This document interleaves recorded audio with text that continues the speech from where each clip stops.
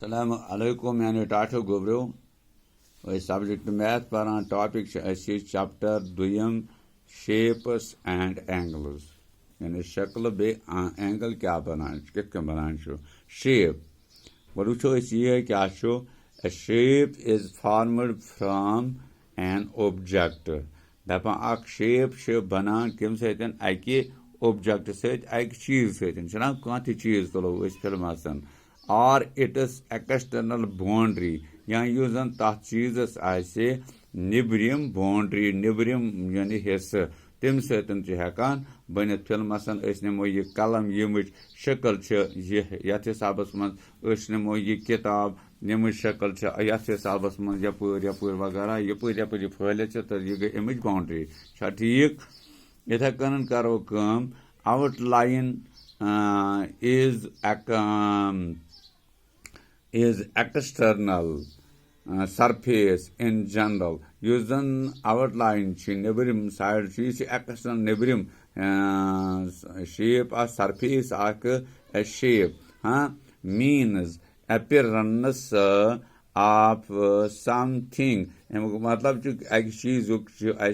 appearance एक चीज वुचन या वुचान अमुच शक्ल वकल क्या specially it is outline मगर यह निबरम साइड निबर किन बासान पे टाइप्स ऑफ शेप्स अत मज कता कस्म अत शेप्स मज कता सूरतन मज कता कस्म नंबर 1 फ्री फॉर्म और ऑर्गेनिक शेप्स यानी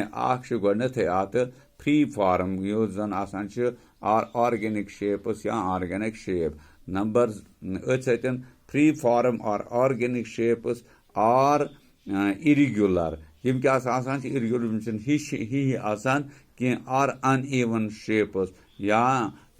अकस बिकस सेक्शन जुरान कि mostly found in nature यम च वुचान कत मज यत नेचरस मज यम च वुचान यत पन्नस दुनियास मज वुचान या पन्नस हाथस मज वुचान और योर वुचान is that apple वुचान अंबुर लीफ पनवतर वुडन लाग लकर टुकर छना एट्सट्रा यानी यम चीज यम अनइवन यमन हिश शक्ल कि तो यम क्या कुदरती तौर बनियामुत तो यम अक जुरान कह फिक्रे तो इथे कन नमो ज्योमेट्रिक शेप क्या गई और divided into two types. This geometric shape is दोन हिस्सन मज आसान यानी ज कस्म गई number geometric plane shape yes geometry तमिच plane shape ब्या गई geometric solid shape ब्या गई solid बनित बाज़ाब्त पे वो geometric plane shape तथ मज क्या the principal geometric plane shapes are kus ये मसन कि यह सर्कल वन यानी यह ट्रायंगल इथे कन पेंटागन या 5 साइड इथे कन हेक्सागन या 6 साइड तो यमन क्या वन geometric plane shapes अम पे हमो geometric solid shapes क्या